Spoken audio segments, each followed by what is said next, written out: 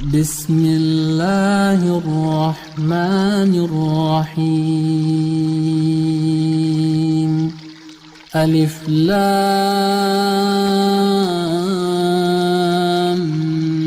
Mim. Dzalikal kitabu la raiba fihi hudan lil muttaqin.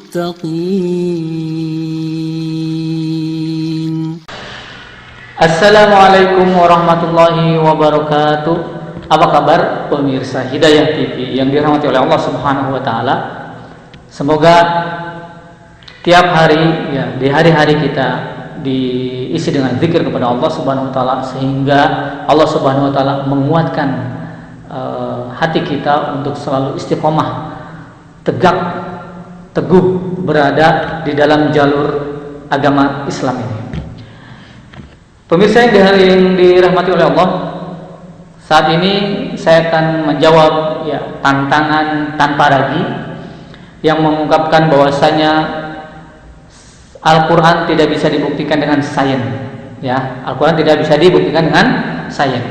Dia mengutip atau membedah sebuah buku dari Christine Prince, ya, yang memang buku itu ya untuk mengorek-ngorek, mencari kesalahan Al-Quran. Padahal ketika saya meneliti buku itu, justru dialah yang pengarang itu yang mempunyai kelemahan, yang dia tidak punya kepahaman terhadap Al-Quran, maka dia amburadul dalam memahami Al-Quran. Maka pada saat ini saya akan membuktikan bahwasanya Al-Quran, sains itu tidak bertentangan. Ya, di dalam Al-Quran ada sains dan sudah terbukti. Ya, mari kita simak. Dan untuk melihat bagaimana tanpa ragi itu ya mengungkapkan bahwa dalam videonya ya Al-Quran tidak sesuai dengan sains, ya saya sudah melinkkan deskripsi video tanpa ragi tersebut. Anda bisa melihatnya ya dengan mengklik link tersebut, dan untuk meyakini bahwasanya Al-Quran itu sesuai dengan sains, lihat video yang akan saya paparkan. Kita mulai.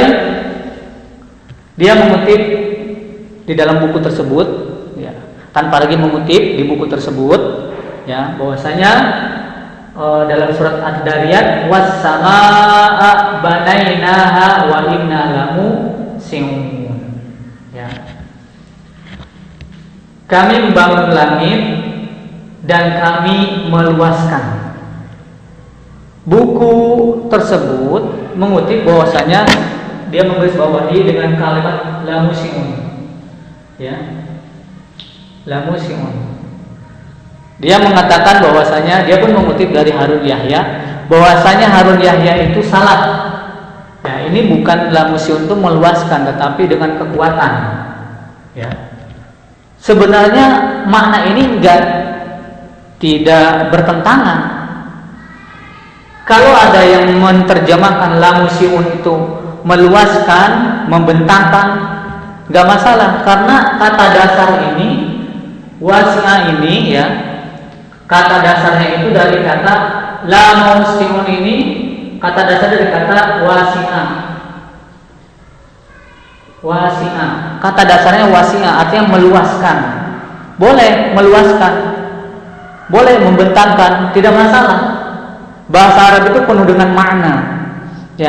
Asal sesuai dengan kata dasar dan kata awalnya, tidak masalah.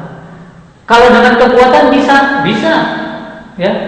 Ketika ada orang yang mengatakan wa inna la musiun, dan kami membangunnya dengan kekuatan, bisa. Karena untuk meratakan sesuatu, membentangkan sesuatu itu perlu dengan kekuatan. Contoh, kalau Anda ingin meratakan tanah, itu perlu dengan kekuatan.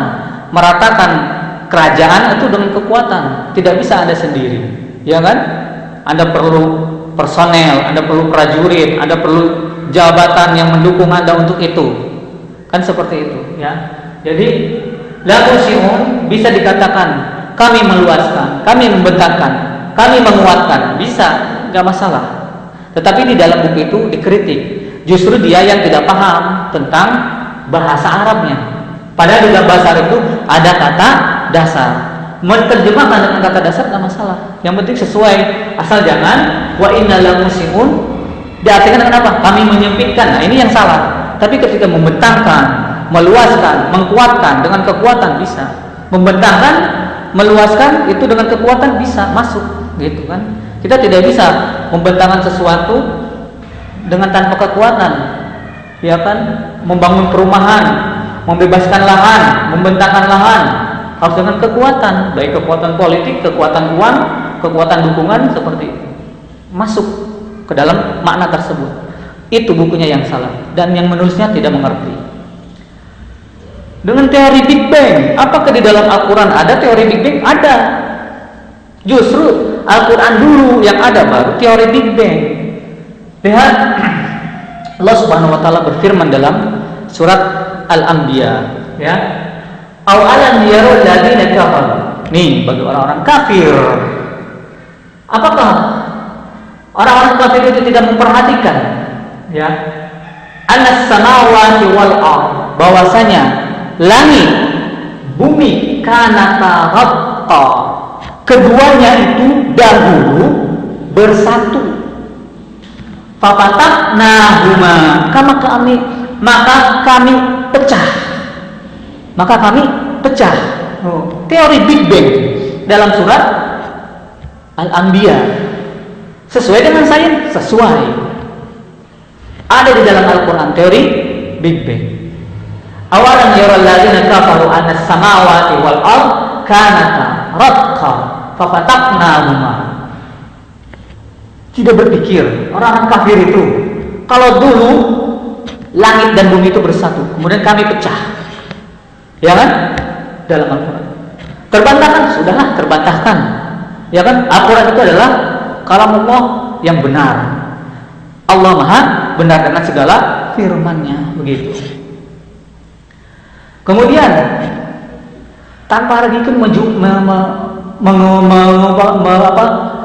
mengemukakan pendapat bahwasanya bumi ini seperti kertas. Nah, ini nggak paham Al-Quran ini, sontoloyo, ya kan? Nggak paham Al-Quran, ingin berdebat dengan Al-Quran.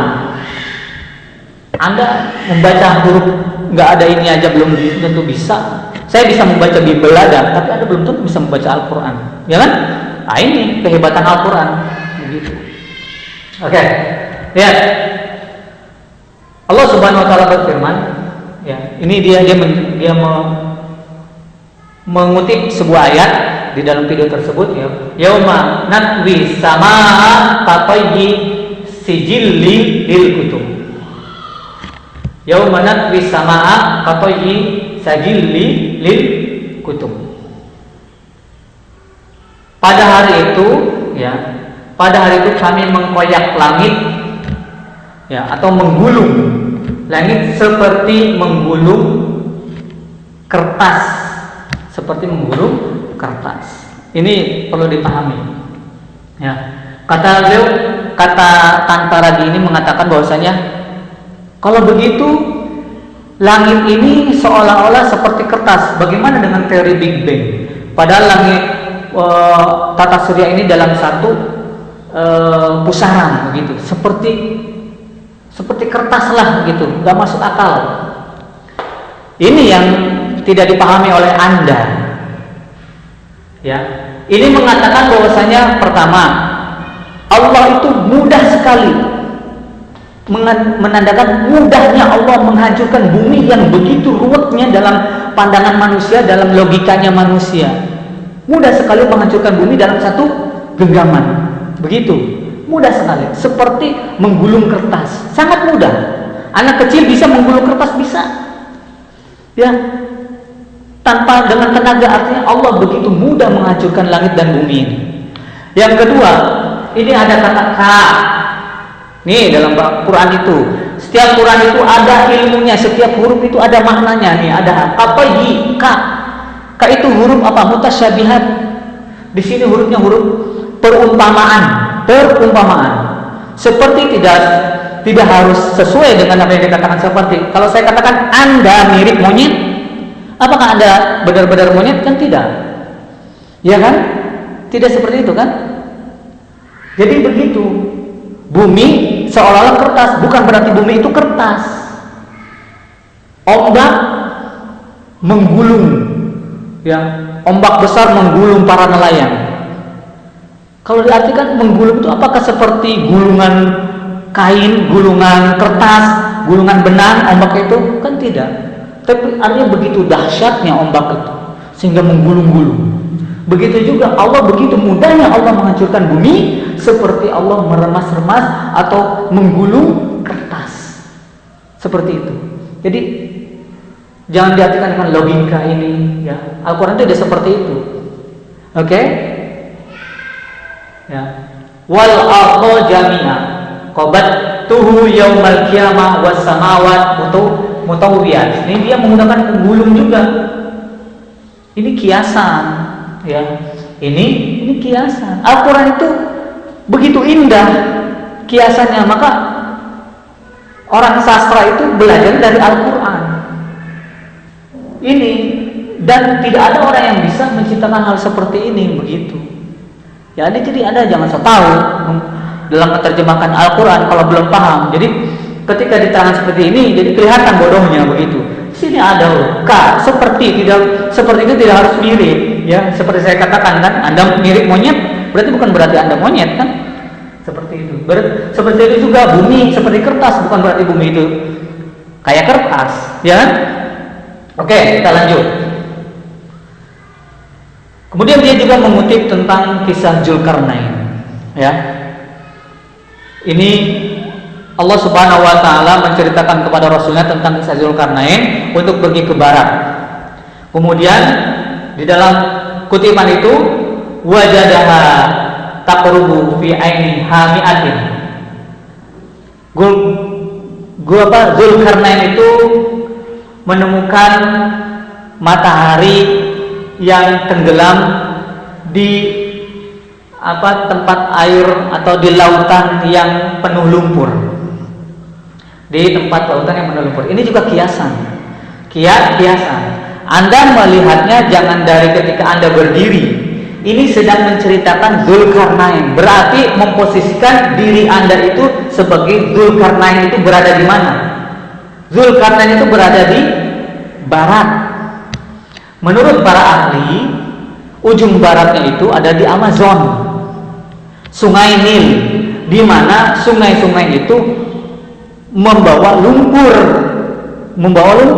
Ketika matahari tenggelam, seolah-olah lumpur itu menjadi hitam karena tidak tersinari oleh cahaya.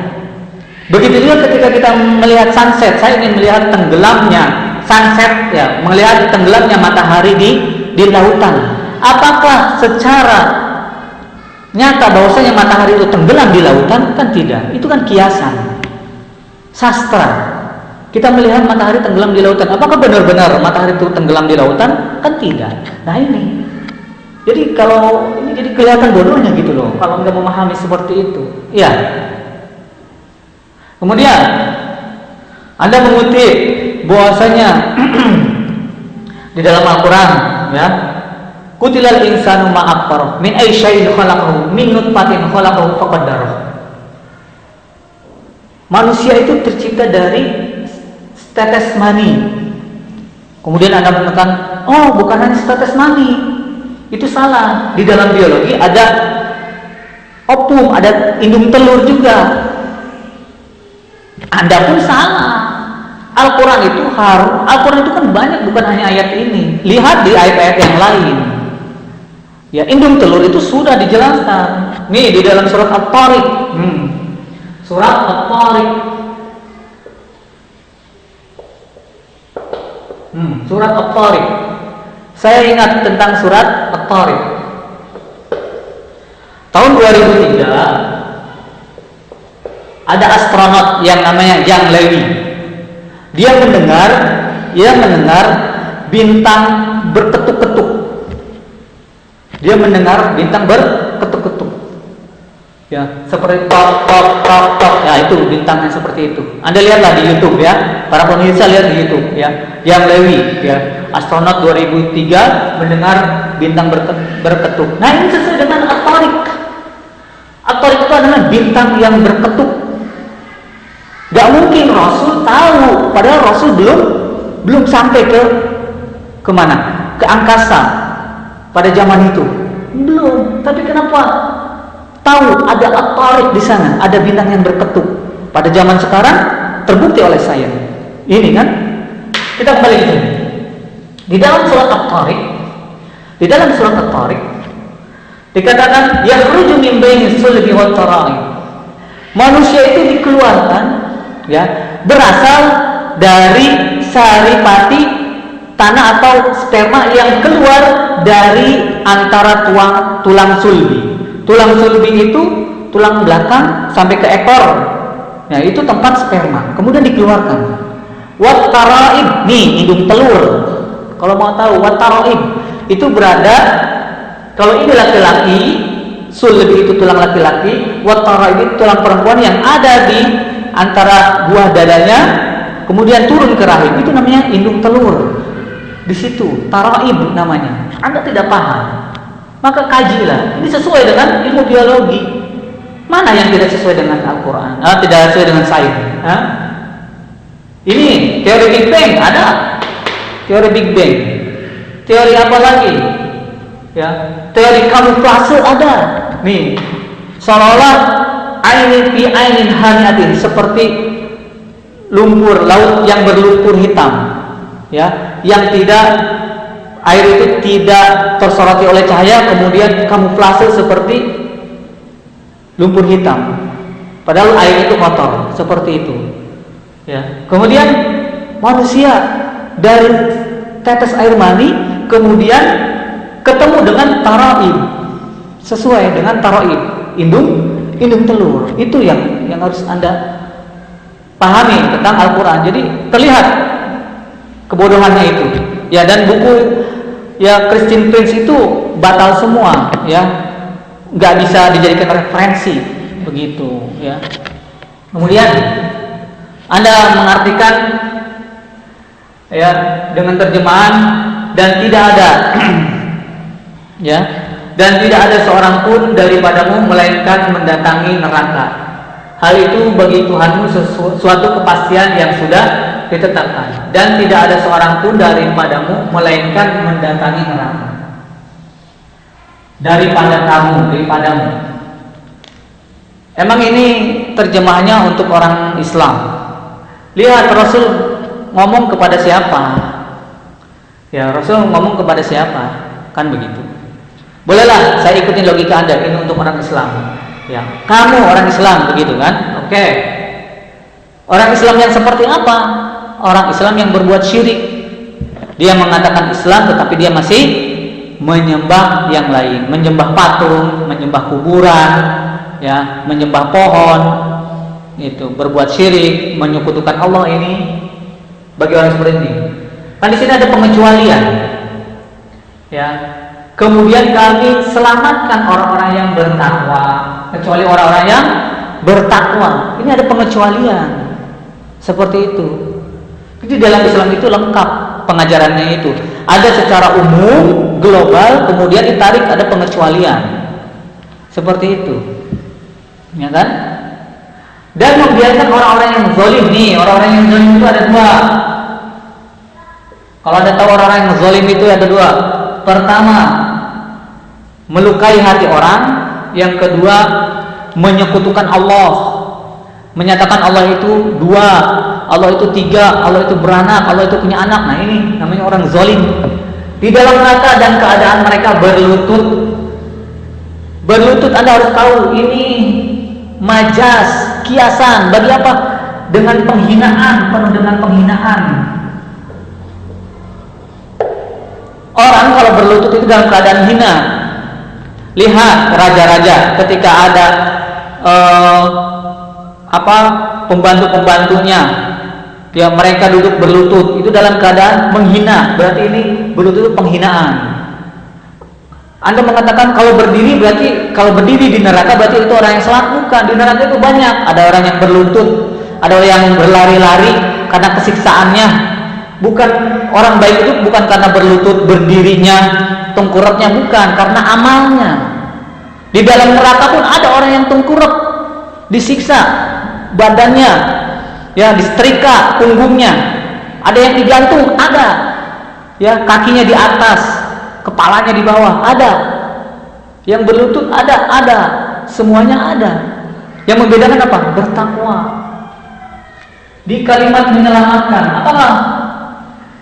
Di neraka, di akhirat itu cuma ada dua, surga dan neraka.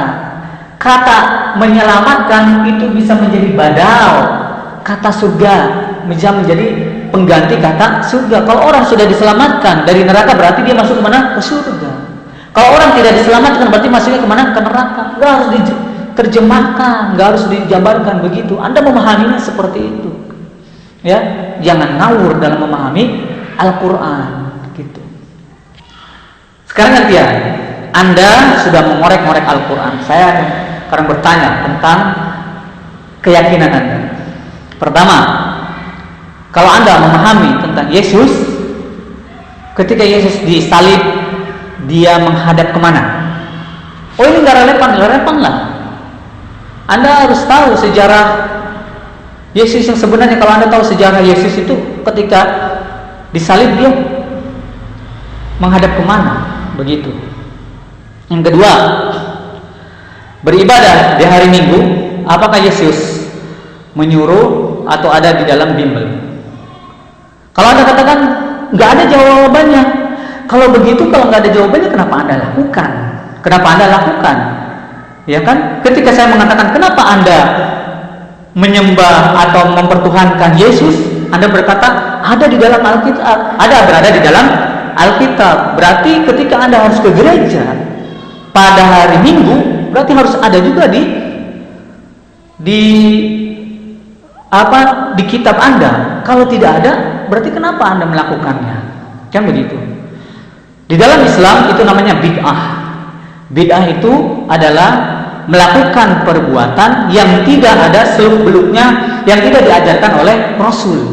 Itu namanya bid'ah. Berarti Anda telah melakukan bid'ah ketika melakukan ibadah tidak ada di dalam Alkitab.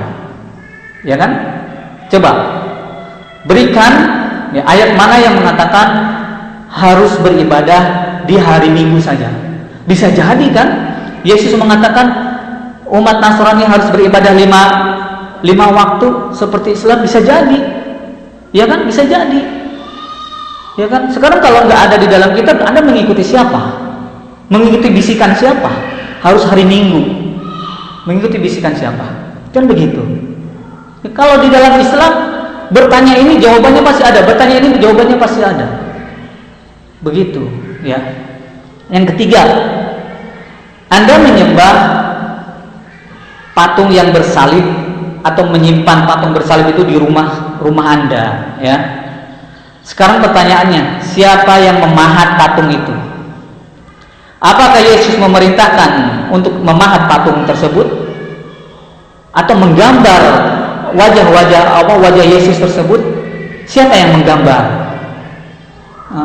Apakah dia mendapat mandat dari Yesus untuk menggambar dirinya?